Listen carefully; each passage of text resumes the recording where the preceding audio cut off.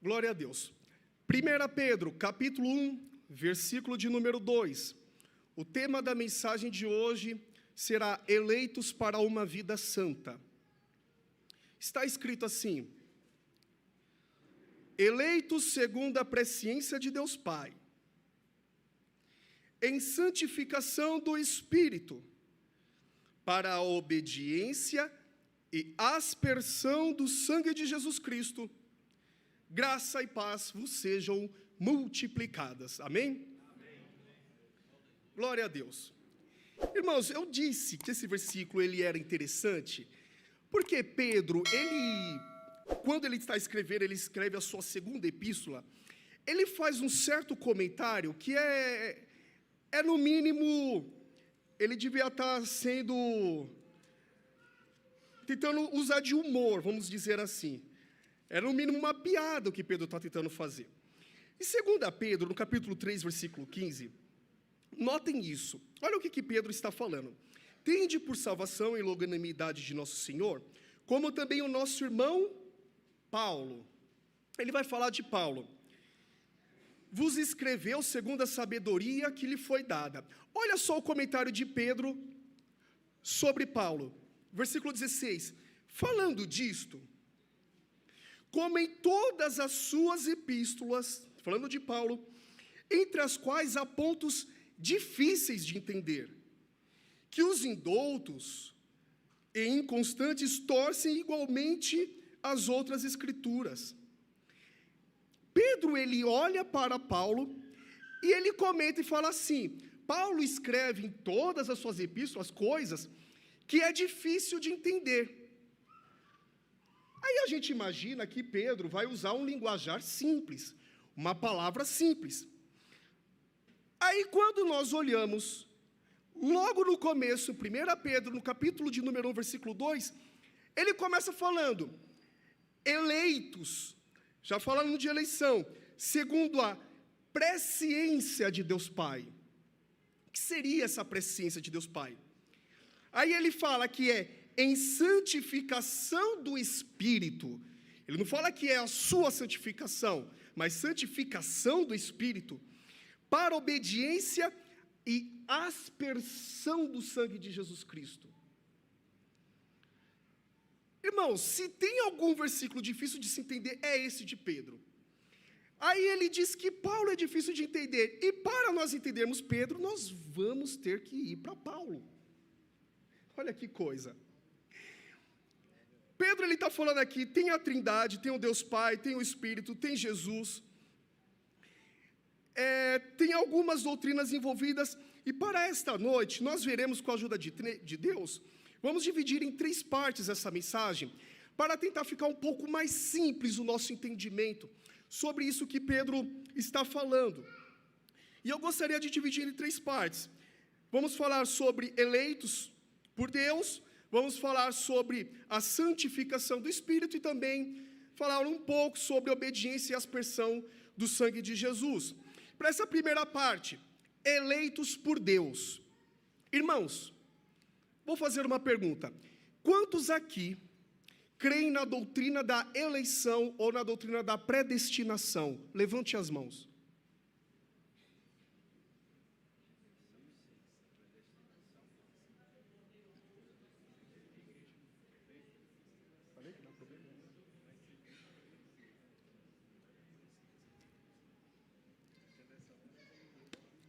Pois bem, a maioria das pessoas não levanta a mão quando a gente fala sobre eleição, sobre a doutrina da eleição.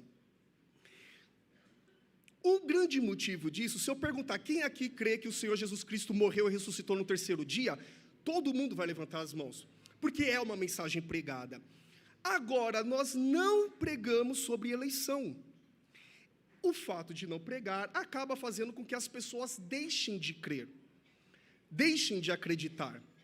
E a forma com que Pedro disse aqui, dá a impressão, porque ele mesmo falou, e eu acredito em Pedro, quando ele disse que Paulo fala coisa difícil, porque ele falou assim, eleito segundo a presciência de Deus. Naquela época, qualquer um entenderia o que ele está falando. Eleição era um tema normal para aquelas pessoas. E Pedro falando sobre isso, demonstra que isso é um assunto corrente nas Sagradas Escrituras. Vejamos, vamos começar por 2 Tessalonicenses, capítulo 2, versículo 13. 2 Tessalonicenses 2,13 é quase um Ctrl-C, Ctrl-V deste versículo aqui. Olha o que está escrito, 2 Tessalonicenses 2,13. Mas devemos sempre dar graças a Deus por vós, irmãos amados do Senhor, por vos ter Deus elegido desde o princípio para a salvação. Falando de eleição. Depois ele fala em santificação do Espírito e fé da verdade, falando sobre a santificação. E depois, no próximo versículo, ele mais ou menos vai falar sobre a questão da aspersão do sangue. Então vocês percebam que Paulo, para a igreja que está em Tessalônica, ele já está falando também sobre eleição. Efésios, capítulo 1.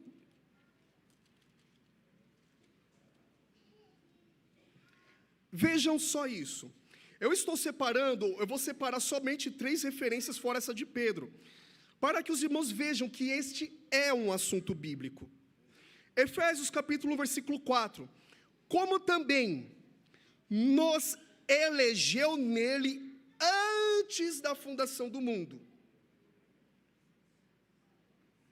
para que fôssemos santos e irrepreensíveis diante dele em caridade. E nos predestinou para filhos de adoção por Jesus Cristo, para si mesmo, segundo o beneplácito de sua vontade, ou seja, ele fez porque ele quis. Ele elegeu porque ele quis. Percebam, meus irmãos, é um assunto que está corrente nas Sagradas Escrituras. E o que é muito interessante é que todo crente conhece Romanos 8. Todo mundo conhece Romanos 8. É ou não é verdade? É um dos textos mais lidos que a gente tem no livro de Romanos. Olha só o que Paulo está escrevendo em Romanos capítulo de número 8. Vejam só isso. Versículo de número 28. E sabemos que todas as coisas cooperam para o bem daqueles que amam a Deus, daqueles que são chamados por seu decreto. Porque os que dantes conheceu, também os predestinou para serem conformes à imagem de seu Filho, a fim de que ele seja o primogênito entre muitos irmãos. E aos que predestinou, a esses também chamou, aos que chamou também justificou, e aos que justificou também glorificou. Este tema de eleição é um tema bíblico. Ele é um tema importante de nós sabermos. Deus, pelo seu decreto, antes de fundar o mundo, Ele já te escolheu. Ele já te elegeu. E os irmãos deveriam ter isso muito fácil na mente dos irmãos. Porque quando a gente pergunta, você crê em eleição? As pessoas normalmente falam, eu não acredito muito nisso, as pessoas ficam meio que torcendo o olho. Mas basta chegar um profeta e chegar assim, eis que te digo, eu te escolhi lá do ventre da tua mãe. A pessoa, glória, e aí? É ou não é eleição? Em 1 Pedro, e o que é mais interessante, eleitos, quando Pedro está falando aqui, vejam só, segundo a presciência de Deus Pai, na NVI vai estar pré-conhecimento, porque a palavra presciência no grego é prognosis, e ela significa isso. Só que a palavra prognosis, ela é usada, normalmente, não um conhecimento de ciência, de você saber alguma coisa, mas de ter alguma relação com a pessoa. Quando Pedro está falando que nós somos eleitos segundo a presciência de Deus, ou segundo o pré-conhecimento, é como se antes da fundação do mundo, Deus já te conhecesse, e já tivesse tido uma relação contigo. Antes de você nascer, Ele sabia quem você é, Ele sabia do que você iria gostar, Ele sabia de tudo sobre você, e é por isso que Ele, segundo a sua boa vontade, te elegeu e te predestinou. E quando nós falamos sobre essa doutrina da eleição, ela é importante demais. Toda a doutrina bíblica, elas se comunicam entre si, elas se completam. Não dá para você estudar uma doutrina e se esquecer de alguma outra, porque uma doutrina bíblica, ela se mistura com outra. É como uma engrenagem que ela vem girando. Se você tira um dente, nada funciona. Tudo está em comum acordo, tudo está interligado. E olha só, quando nós falamos, por exemplo, sobre a doutrina do pecado, Romanos capítulo 5, no versículo 12, Paulo, quando está falando da doutrina do pecado, ele explica como tudo começa, como o pecado entra na humanidade e o efeito que ele faz. Pelo que, como por um homem entrou o pecado no mundo e pelo pecado a morte, assim também a morte passou a todos os homens e por isso todos pecaram. Quando entendemos a doutrina do pecado, a primeira coisa que nós entendemos é que o ser humano, a morte passou para o ser humano, e o ser humano seria incapaz de se achegar a Deus. É uma das coisas que aprendemos com a doutrina do pecado. E quando falamos que o ser humano seria incapaz de se achegar a Deus, aí, e somente aí, vamos entender o que está escrito em Efésios capítulo 2, versículo de número 8. E o que é que Paulo está falando em Efésios 2, 8? Porque é pela graça que sois salvos. Percebam, sois salvo pela graça. Você seria incapaz de se achegar a Deus, mas Deus se achegou a ti. Pela graça sois salvos por meio da fé. Aí você se pergunta, mas eu tive que crer em Deus, eu tive que levantar as mãos, eu tive que dar esse passo. E olha o que Paulo fala sobre isso. Por meio da fé, é isso, não vem de vós, é dom de Deus. É Deus que nos deu fé. Ele nos ressuscitou, Ele nos elegeu, e é por isso que entendemos isso, essa doutrina. Tudo veio de Deus, e se estamos aqui, é para a glória de Deus, porque Deus assim o quis.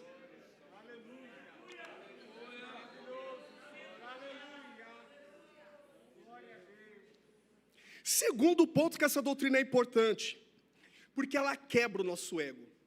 Oh, irmão, isso quebra o ego. No dia que você parar para pensar e falar assim, Deus me elegeu porque eu não teria condições de me achegar a Ele. Não foste vós que escolhestes a mim, eu vos escolhi a vós. Quando nós entendemos isso, isso quebra o nosso ego, isso nos humilha diante de Deus. E como assim? Veja, Efésios 2, a gente lê o versículo 8, e o que diz no versículo 9? Não vem das obras para que ninguém se glorie. A salvação, ela vem totalmente de Deus. Tudo é dado por Deus. E por que não vem de nós? Porque se viesse de mim, meus irmãos, eu ia falar, olha, eu sou salvo. Você não é, porque você não conseguiu a fé que eu tenho. Eu levantei as mãos, eu estou com Cristo. Ah, aquele meu vizinho lá, ele não está não. Ele não está porque ele não teve a coragem que eu tive de estar aqui. Quando entendemos essa doutrina, isso quebra o nosso ego. Eu não estou aqui porque eu quis, porque eu fui bom, porque eu fui o melhor. Estou aqui porque foi Deus que me elegeu. Foi Ele que me trouxe. E porque quebra o nosso ego, ela vai nos ajudar a viver uma vida cristã. Por isso é importante essa doutrina. Quando nós, desde o início, quebramos o nosso ego, nós vamos começar a entender que toda doutrina cristã, ela é assim. Ela nos humilha diante de Deus e ela exalta o Senhor Jesus. Todas as doutrinas são assim, e quando nós aprendemos desde o início, toda a nossa vida fica mais simples. aprendemos, e vamos ver no próximo ponto, sobre a santificação, que inclusive a santificação é algo que Deus também faz em nossas vidas. Nós vamos aprender que todas as coisas é Deus que vem fazendo. Isso vai quebrando o nosso ego e nos ajuda a servir a Deus. Aquele crente que tem aquela vida de montanha-russa, hora está bem, hora está mal, o evangelho que a gente prega e a alma não aceita. Quando entendemos que dependemos do Senhor Deus, aí é que a coisa começa a andar. E olha só, um versículo que o nosso irmão, eu esqueci o nome dele, ele leu em Atos no capítulo de número 2, e Atos capítulo 3, e ele pregou aqui, deu uma palavra muito boa, falando sobre a cura de um coxo. Foi isso? A cura do coxo. Então, pega daquele ponto de partida que ele pregou sobre a cura do coxo. Todo mundo saiu, viu aquele coxo andando, todo mundo conhecia aquele homem, todo mundo. Todo mundo ficou maravilhado, ficaram estupefatos, olharam e falaram assim, não é possível uma coisa dessa. E aí capítulo 3 de Atos, versículo 11, e apegando-se a ele, a Pedro e João, todo o povo correu atônito para junto deles no alpendre chamado Salomão.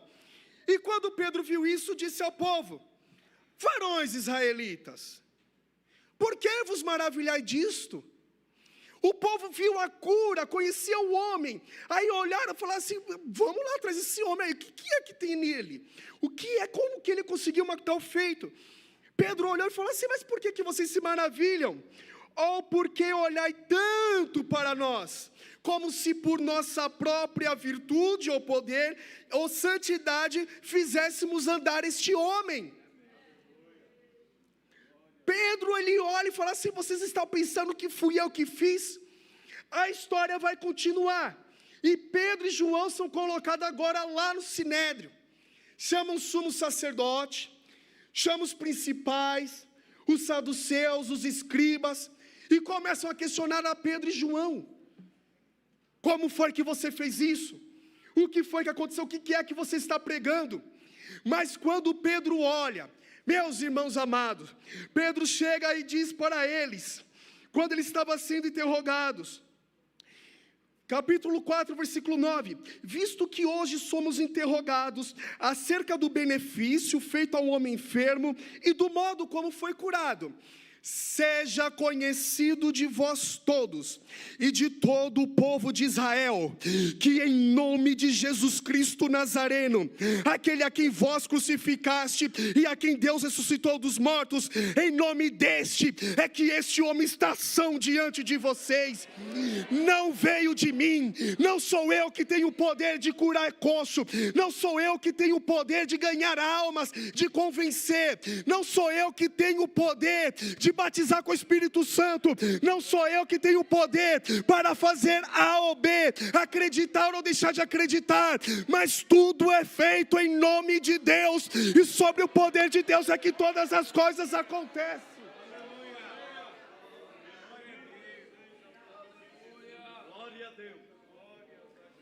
E é por isso que nós vemos um evangelho capenga nos últimos dias.